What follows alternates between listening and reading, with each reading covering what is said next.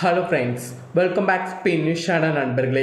இன்றைக்கி ஒரு இம்பார்ட்டண்டான அரசியல் நியூஸை தான் இந்த வீடியோவில் பார்க்க போகிறோம். தமிழகத்தில் புதிய அரசியல் அமைப்பு நடைபெற்று இப்போ அரசியல் நடப்பு நடந்துட்டுருக்கு.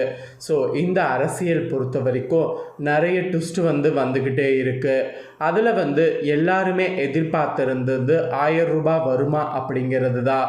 அதுக்கு விட தெரிகிற விதமாக இன்னைக்கு மகளிர்கள் உரிமை தொகை 1000 ரூபாவானது யார் யாரெல்லாம் இதுக்கு முன்னாடி வாங்கிட்டு இருந்தாங்களோ அவங்க எல்லாருக்கும் 1000 ரூபாய் பார்த்தீங்கன்னு வச்சுக்கோங்களேன் கொடுக்கப்பட்டிருக்கு.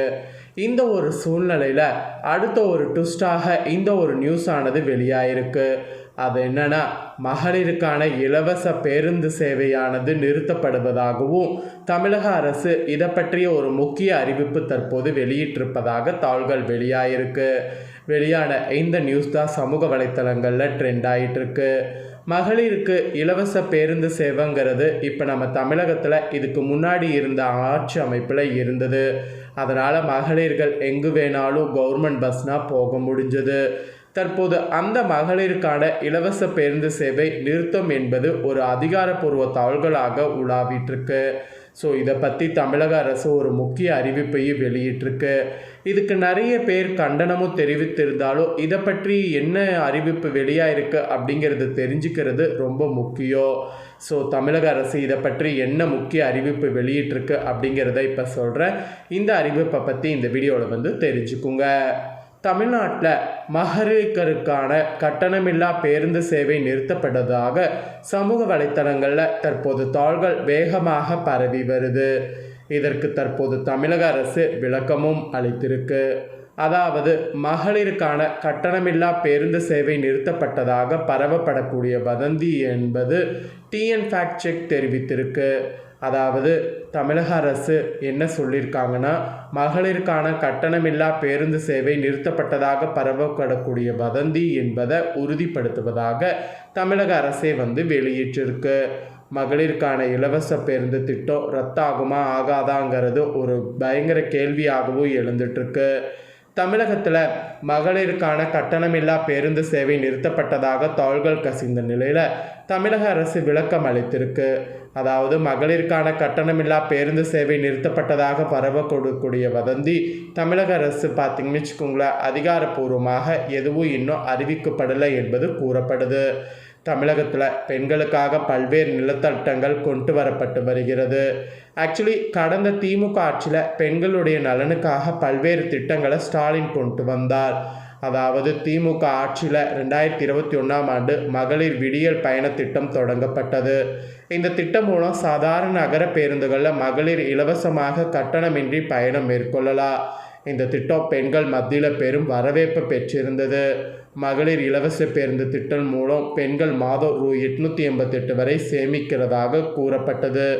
இந்த திட்டம் தமிழகத்தில் தொடங்கப்பட்டதை அடுத்து மற்ற மாநிலங்களிலும் கொண்டு வரப்பட்டது.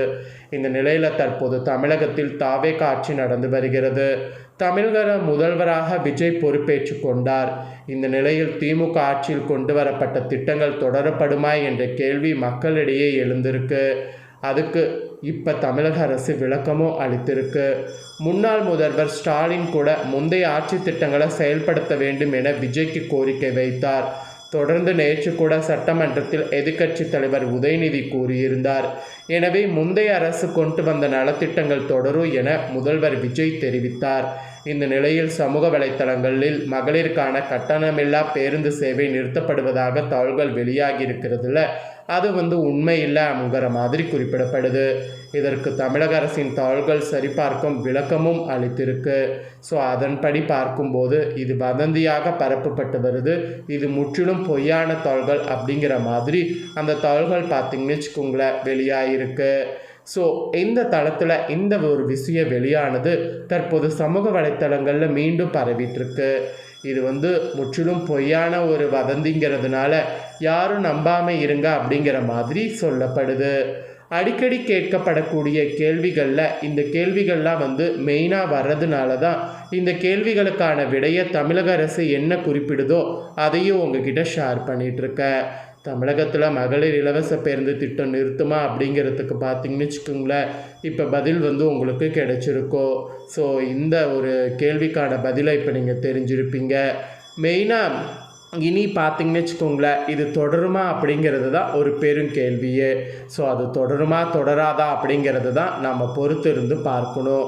ஆனால் இப்போ வரைக்கும் தமிழகத்தில் கட்டணமில்லா பேருந்துக்கு வந்து மகளிருக்கு இருக்குது என்பது உறுதியாக இருக்குது. இதனெல்லாம் தொடர்ந்து மகளிர் உரிமை தொகை மறுசீரமைப்பு செய்யப்படும் என விஜயின் தாவேக அரசு தற்போது அதிரடியாக இன்னொரு எச்சரிக்கை தாள்களை தெரிவித்திருக்கு.